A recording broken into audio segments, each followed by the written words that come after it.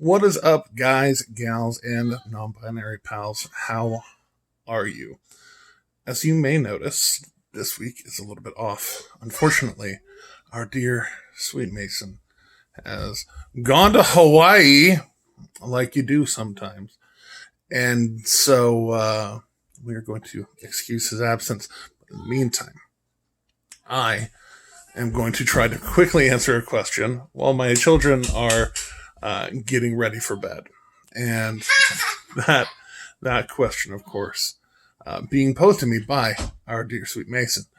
As I am wont to do, I asked a patron what I should talk about, and he wanted to know what got me into D&D. And I'll start out that story by telling you what got me out of D&D. And I didn't actually play when I was a lot younger, high school age. But post high school, I had a friend who wanted to run a game, and it was back in 3.5, back in like 2004 or so, and it was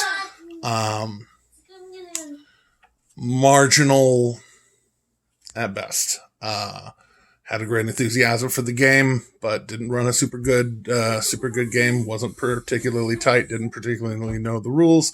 And so about 35 minutes into the session, we all stopped and we went to watch Alien vs. Predator in the living room. And Alien vs. Predator was better than that session, if that tells you anything at all.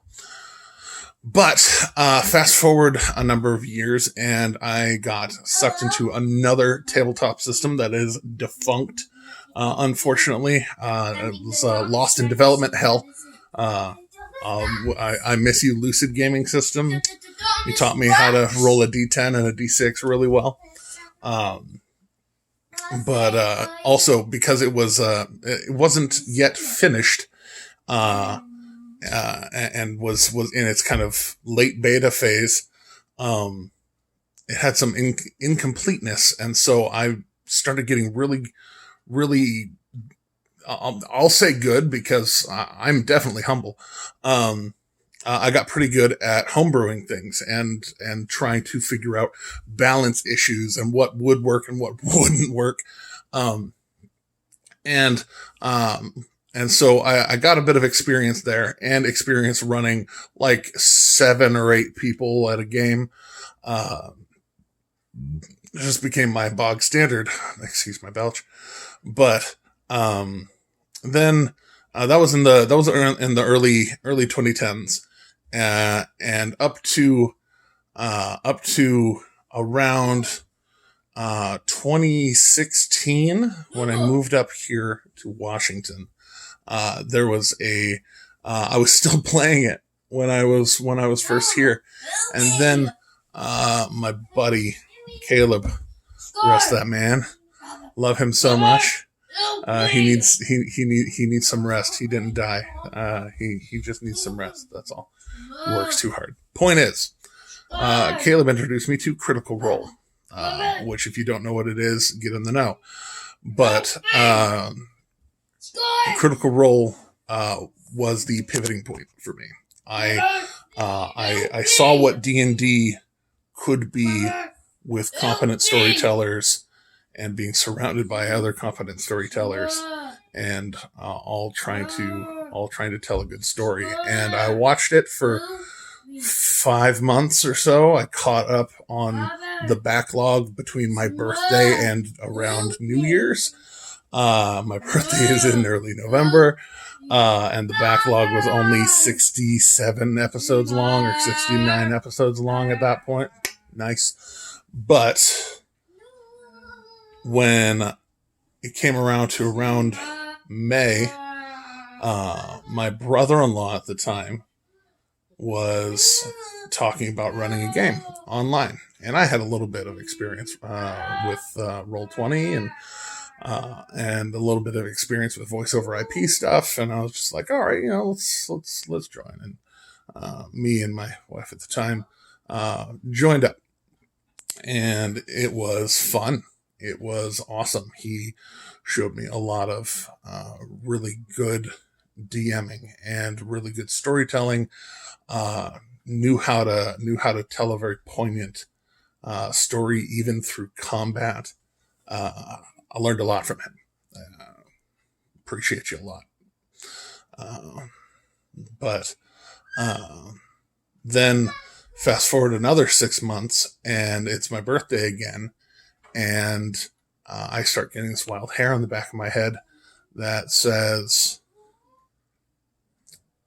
you need to make your own world. And I had this idea that I had in my head for years before, but didn't have an outlet for. And suddenly I had an outlet for it. And I started writing, and I started writing, and I started writing. And then around mid-December, I was like, all right, well, I'll give it a shot. I'll put out some feelers. And a couple of my friends from back home in Texas jumped on, not the least of which being the aforementioned Caleb, and another one who was one of the guys that I played with originally. He was one of the players, and a couple of our friends all just kind of came together, and all of us had differing degrees of bad experiences with either bad DMs or bad players or blah blah blah blah. And so the bar was set pretty low for me. And all of a sudden, I thought to myself, this is pretty fun. And I ran that one, and then I put out feelers for another game to run on opposite weekends, because we were doing 2 weekends a month. So I was like, hey, but I want to play 4 weekends a month. So I got another group together, and that group ended up fizzling out for various reasons, mostly that I was overworked and underpaid and was trying to put a lot on my plate when there was just a lot going on between home and work and everything. And so I had to jettison that one, much to my chagrin. If any of you are watching, I miss you. I love you. Y'all are great. And I would play with all of you or any of you again in a heartbeat. But when all is said and done, that game fell apart in around May. May and November seemed to be, that 6 month swing. It seems to be when a lot of things happen. But then after May, in July, had a very particular holiday come up, and my wife at the time said, hey, we're at this game shop. Hey, I've seen advertisements for this world event of D&D. It's going to be 12 hours of D&D and all this, and it's this local game shop downtown in Bellingham, and we should go just look at it. We should go check it out. And I did, and with her, and for our anniversary, she bought me a seat at a table for this 12-hour 3-session D&D event that I had never played at a live table before, at least not D&D, much less for 12 hours with breaks, and with complete strangers. And I basically went in there and I treated it like an improv exercise, and I yes-anded all over the place. I went in with a lore bard, for those of you who follow that kind of stuff. An Aasimar protector, Aasimar lore bard, who kept Revivify and Counterspell from the first time I used him to the last time I used him. And I had a lot of fun.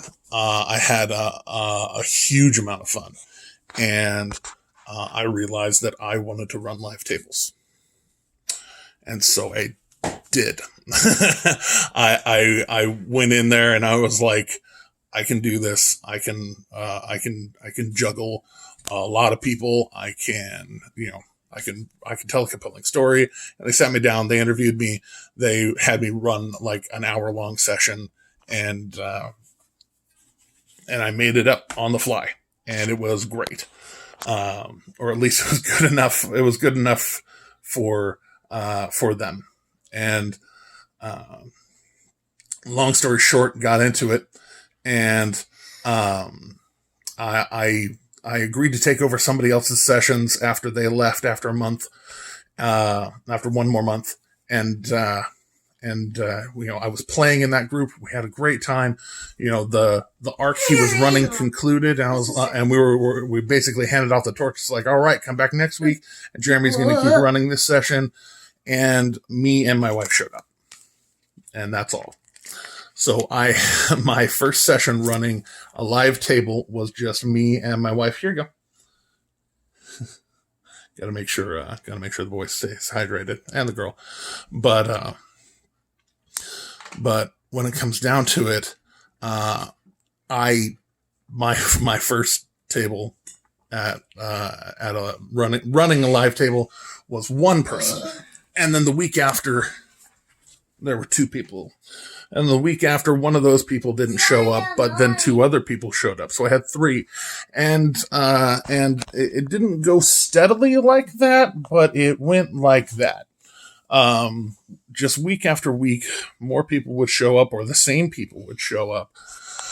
Or one would drop out and one would show up, and the group just kept getting bigger and bigger and bigger. And it was fun and stressful, and excuse me again.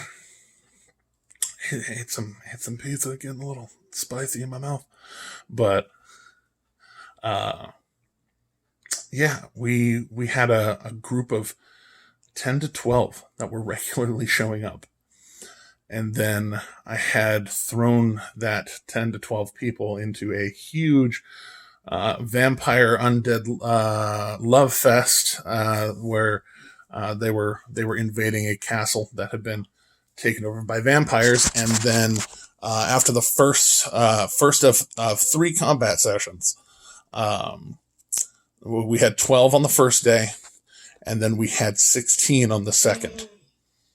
The very next week, because 3 random people showed up, and one person who wasn't normally there showed up, and it was a madhouse. And we still got through 2 rounds of combat in the 4 hours with 16 people, and the fart load of vampires and vampire spawn and vampire knights and vampire spellcasters and crazy things I was throwing at these guys just to challenge them a little bit.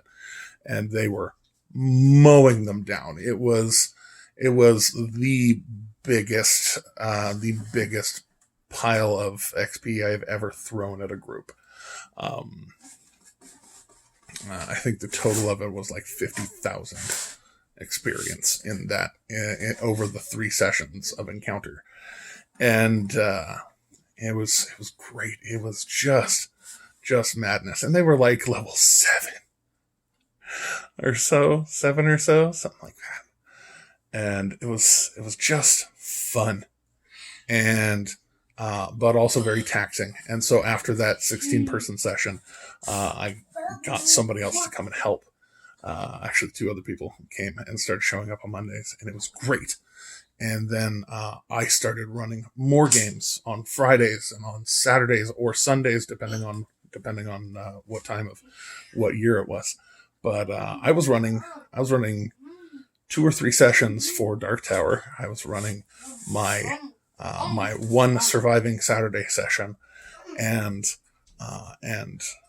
so much going on, life and all of that going on, and then some stuff happened, and I realized that I needed to get out of my relationship with my wife, and it was the hardest thing I have ever done. It's happening. Yeah? It was literally the hardest thing I've ever done, and I have to say, the ghost. Indeed, good job, buddy. Keep going. For the race of the ghost. Right. And the darkness is heavy. Indeed, it gets exciting over here, as you can see. But yeah. So that was the hardest time of my life, bar none. And I'm still in it. It has progressed from ending things and separating to I am a single dad with my kids, and they go see their mom on the weekends. And what do I do with my weekends? I jam it full of playing D&D and playing D&D and filming shows about D&D and all sorts of stuff, except for whenever I drop the ball and don't film and instead do it on the fly on Wednesday night. But the whole point of this whole thing is that what got me into D&D was a friend slapping Critical Role in my lap. It's okay, buddy. But somebody put Critical Role in my lap, and it consumed my soul. And I needed to tell good stories as well. And why do I still play D&D? Well, it keeps me alive. Telling stories, and especially compelling stories, keeps my brain active and moving, and I need that. And so that is why I love running it, playing it, everything, as long as it's with a good group, people who are willing to be vulnerable and trust each other and trust me or the DM, whoever the DM happens to be, to tell them a good story. That's why I do it. That's why we do it. Anyways, somebody needs a little bit of help, and I'm going to help them. In the meantime, thanks, Demandrum, for your not insubstantial support every month. And if y'all want to sign up on Patreon, link down below. And as always, keep going and watch out for dungeons out there.